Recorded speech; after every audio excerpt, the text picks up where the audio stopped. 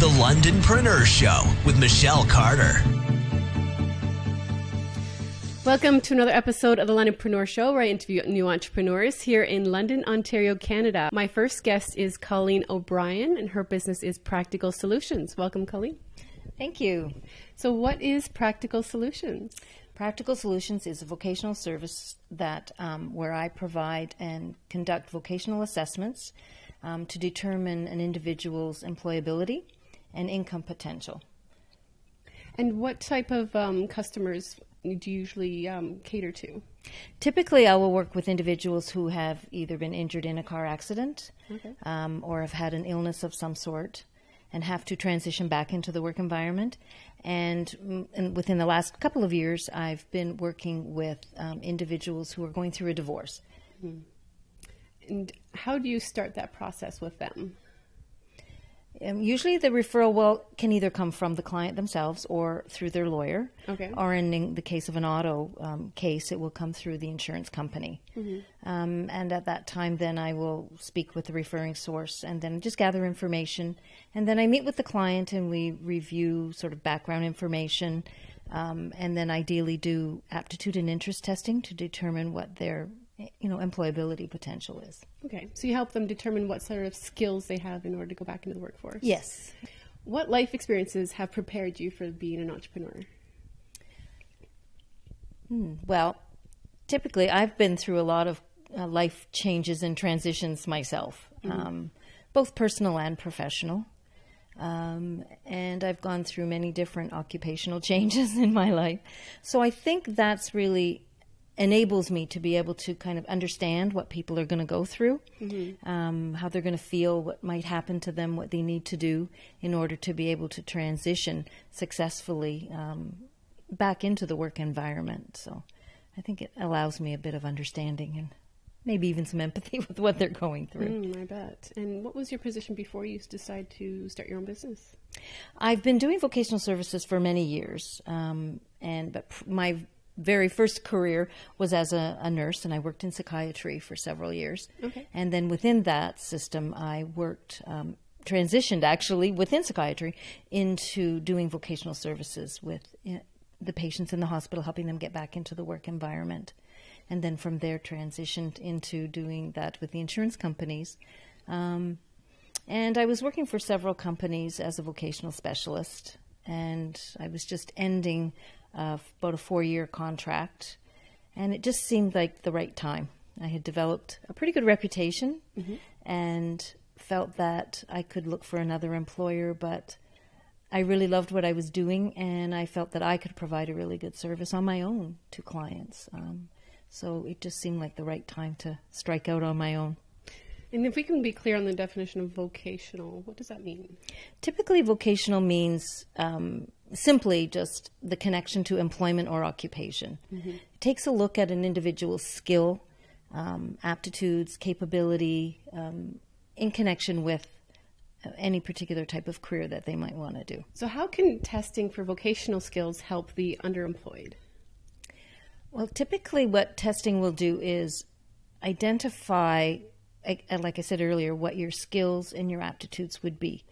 It's been my experience in working with a lot of different clients that we often will fall into a career, and it's usually because of life experiences or life circumstances, sometimes from some family pressure growing up, and it may not be the best occupation for us. And as such, we often may not be getting what we could be earning. So if we take a look at doing testing with them, it helps them to connect what their skills might be and gives them an opportunity to be able to consider other options and career choices that might be a better fit for them, and thus create a better remuneration, so then they will not be so underemployed at that time. And could other entrepreneurs also benefit from this type of testing to help them determine what their skills are and maybe what their price point should be? Oh, definitely. What testing can do for an entrepreneur typically is take a look at and I guess confirm that they're in the right field, and take a look at what the aptitudes and interests might be for that field. It won't necessarily immediately determine what they should charge, but what it can do is by looking at what individuals might get paid if they were to do that kind of work for an employer. And then they can take a look at comparing that, and it will also help them to look at what the market will bear in terms of pricing. So then they can take a look at that. And just to really point out what their strong skills are and what they should focus on. Exactly, yes. Have you dealt or worked with any entrepreneurs as of yet? Yes. In the past, I actually ran a program for entrepreneurs, individuals with disabilities, and helping them to develop a business, and it was mostly solopreneurs. So it was pretty exciting. I found that great. In 1 year, we had developed 9 businesses. Oh, wow. Individuals, yes. What would you do if someone's not interested in going back into the workforce? How would you encourage them? Well, I think typically we have to look at the reality. If it's an individual who has been injured, for example, the big difficult challenge I find with individuals is fear. So it's really helping them to take a look at getting over that fear.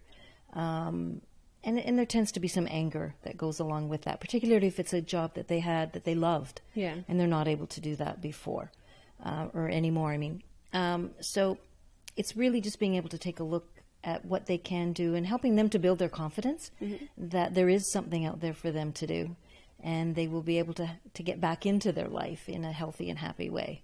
Yeah.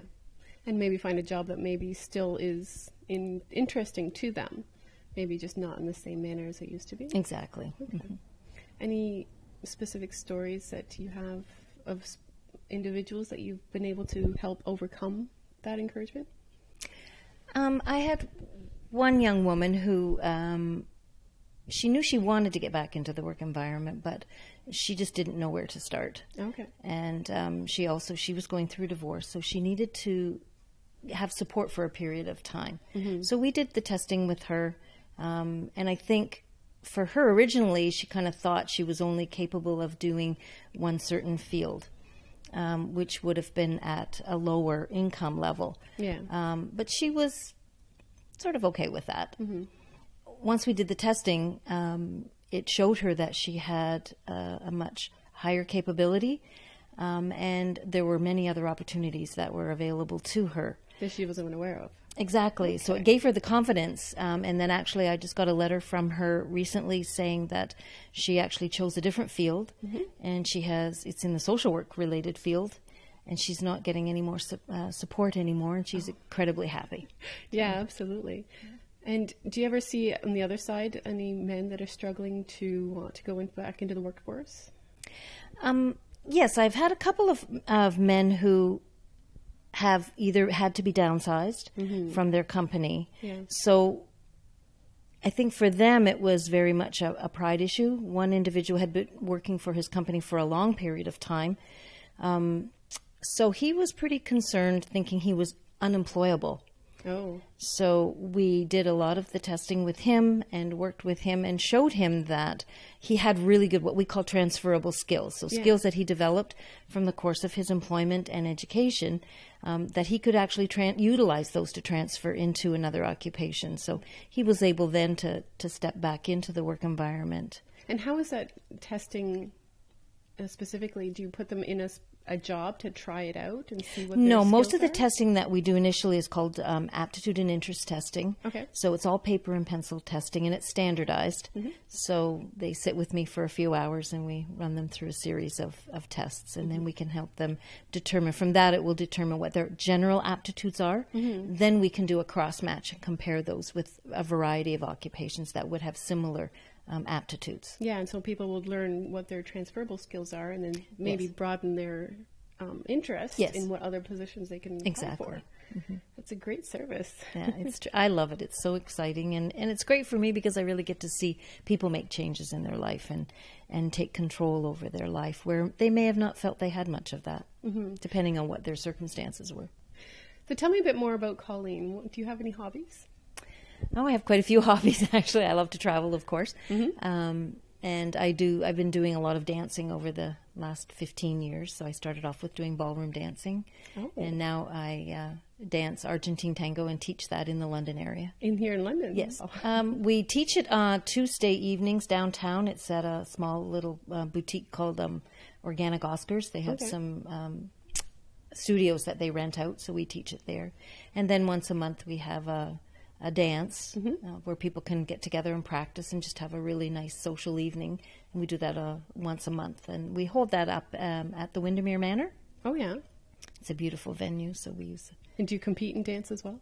No, I don't like to compete. Okay. I will perform. I've performed in a couple of shows, but I would prefer not to compete. To me, that takes the fun out of it. I see. What's your most recent show that you've performed in? I'm just trying to think. I did actually in Costa Rica. Okay. I did a small performance for a friend who was an amazing dancer down there. So he asked me to. He was putting on a festival, so he asked me to perform with him. Perfect. So what advice would you give to someone out there looking desperately for a job in these days?